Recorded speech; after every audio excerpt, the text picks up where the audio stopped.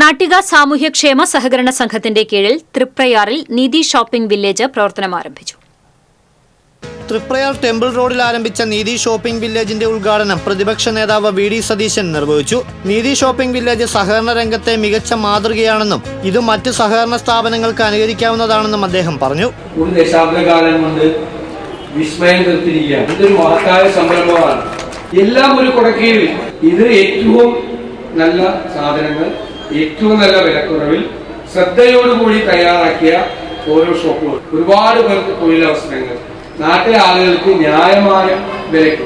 Nattika MLA. C Mukundan ആദ്യ വിൽപ്പന നിർവഹിച്ചു. സംഘം പ്രസിഡന്റ് അനിൽ പുളിക്കൽ അധ്യക്ഷത വഹിച്ചു.